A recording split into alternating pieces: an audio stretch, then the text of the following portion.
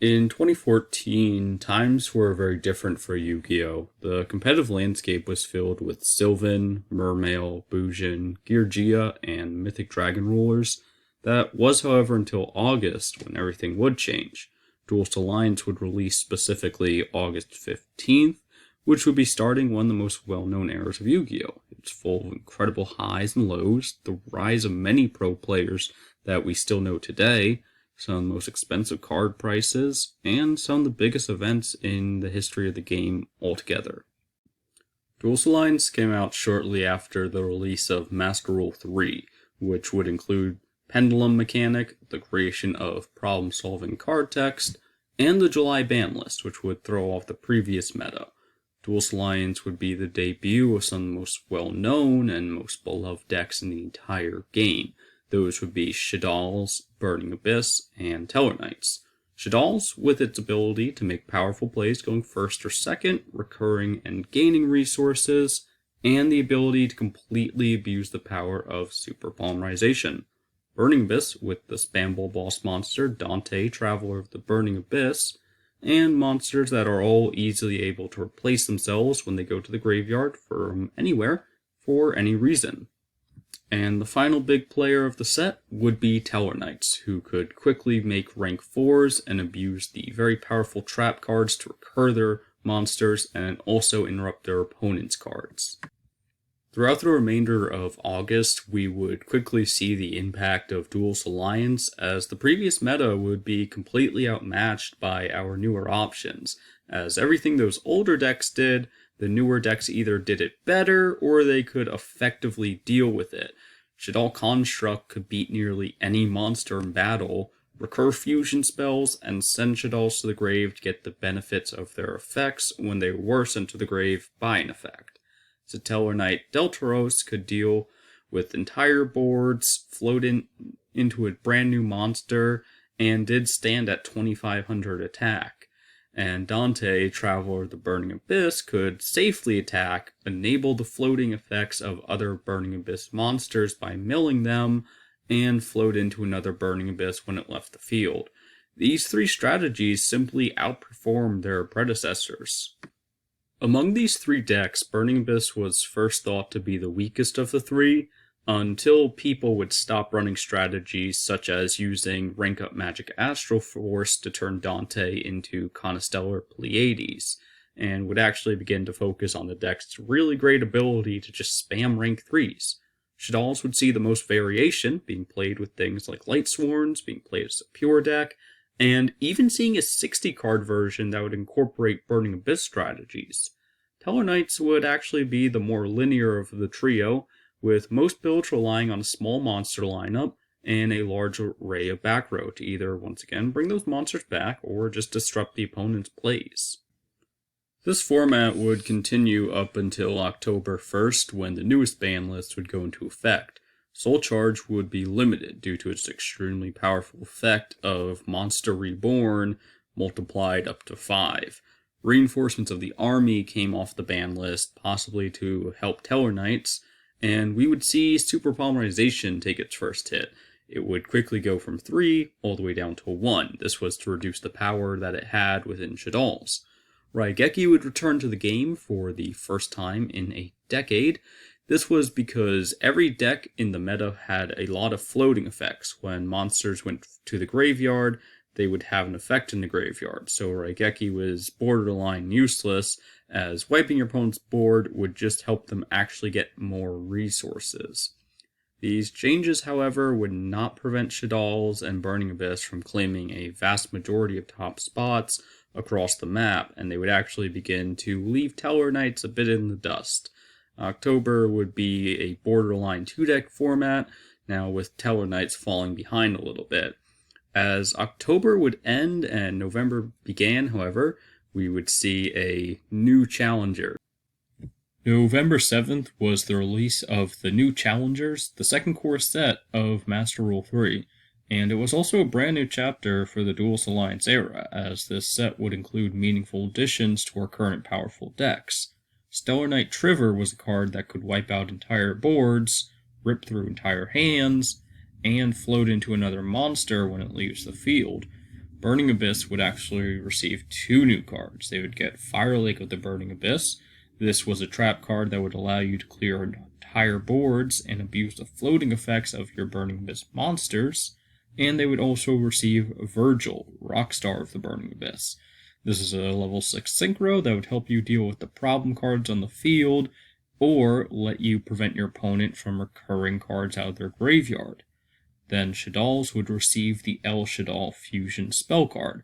It was also quick play, meaning you could use it during the battle phase to either help push for game, or you could use it against the 2 powerful trap cards, Karma Cut and Phoenix Wing Wind Blast, fusing away your targeted monster. With all these new cards, there really wasn't an option to be keeping up with these decks with like a rogue deck. There was either you were playing these decks or you were losing.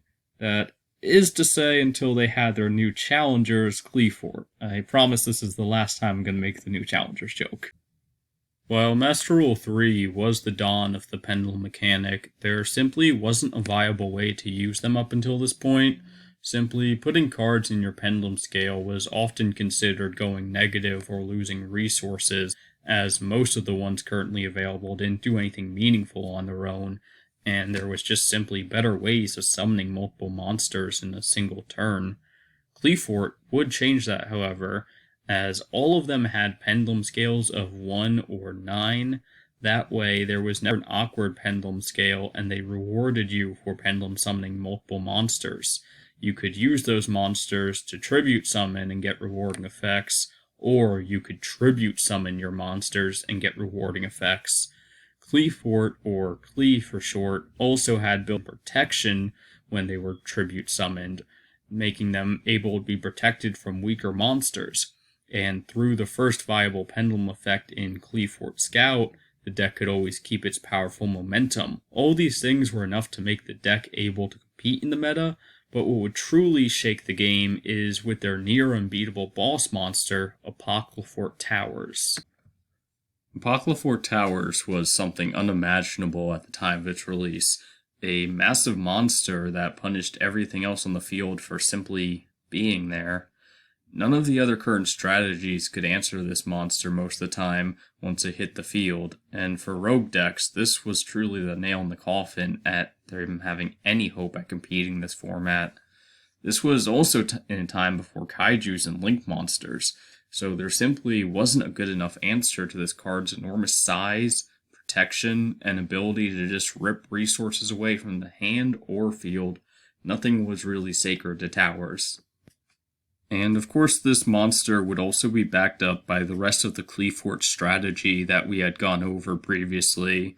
The deck could also truly become nightmarish once they had Skill Drain or Vanity's Emptiness on the field, which not only could Qliphort play around effortlessly, but also it played to the strengths of the deck. In most cases, Towers wouldn't be negated by Skill Drain if it was summoned before Skill Drain being activated due to its protection, and other Qliphorts wouldn't lose any attack under Skill Drain even if you didn't tribute summon them or if you special summon them. Now, while you're getting all the benefits of these cards, your opponent would be restricted from a vast majority of their options. The major downside to Towers, however, would be the cost of 3 Qliphorts to summon it. This would actually lead it to being played at 1, and some people would choose not to play it at all. In the month of November, Qliphort would take down several regionals and ARG events, completely dominating the competitive landscape. However, at YCS Anaheim, first place would elude them, as one of the most formidable players in the game's history, Patrick Hoban, would win with Burning Abyss. The reason that he would choose Burning Abyss is for its superior consistency, and he would be able to prevent his Qliphort opponents from even being able to reach Towers or maintain any sort of board presence at all. That's due to the power of Fire Lake being able to destroy 3 monsters at once. He also went as far as to say that he looked at Qliphort matchups as nearly an auto-win for Burning Abyss during an interview following the event. He claimed to have won 4 matches in a row against the deck, including in top 32. We would learn more about his view on the format at the end of November with his famous article, Overcoming the Triangle Meta. On November 26th, Patrick Hoban would publish Overcoming the Triangle Meta for Ultra Reality Games' website. In it, he would discuss his view on the format as being advanced rock, paper, scissors, Burning Abyss beating Qliphort, Qliphort beating Shadal, and Shadal beating Burning Abyss. He does, however, state that each of these matchups aren't equally favorable. Qli and Burning Abyss have a significant advantage over their respective favorable matchups, while Shadal was only slightly favorable against Burning Abyss. As the article goes on, he continues to talk about other elements in the meta, such as player experience, mirror matches, and the overall representation of each deck, but this is likely where the term triangle format first came from. The format would continue this way for the remainder of the year, and 2015 would begin with a brand new ban list. Super Polymerization would finally be put to rest as the card was far ahead of its time, and it was just too good at any quantity. Artifact Mortal Talk would be put to 1. This would drastically affect the artifact engine's worth in future decks and strategies. We would also see the controversial Snatch Steal go to 1, to which many players would credit their future lost games to, and Dark Hole would become semi-limited, another card that would have no effect on the current meta. With the beginning of 2015, we would also see the release of the Secrets of Eternity core set and the Hero Strike structure deck. Secrets of Eternity would include all-around support for the major players. Qliphort Stealth would offer Qliphort another warding monster to tribute summon, as well as Qliphort Monolith to increase the deck's consistency. Farfa, Malbranch of the Burning Abyss, would offer Burning Abyss a powerful but temporary removal, and Satellar Knight Constellar Diamond would help slow down the once equal opponents to the level of Tellar Knights. Hero Strike would also give Burning Abyss and Shadal's a brand new weapon in the form of Mask Change 2 and Masked Hero Darklaw, allowing a powerful way to start any duel against any deck in the meta and take advantage of their monsters' floating effects. This format would last until February, when we would see the final piece of the Duels Alliance era, the rise of Nekroz. Hey everyone, I just wanted to thank you for watching today's video regarding the past of Yu-Gi-Oh! This is going to be where we end the first half of the Duels Alliance era story. Next week, I will be covering the history of Nekroz and impact on Duels Alliance. But for the time being, let me know what you guys thought. Let me know what your favorite part of this segment of Duels Alliance was in the comments below. And while you're down there, you can also find the link to our Facebook and our TCG Player affiliate link, which you use to no additional cost of your own. So make sure to check all that stuff out. And I hope you guys look forward to the next part of this video. This is Toasty TCG signing out.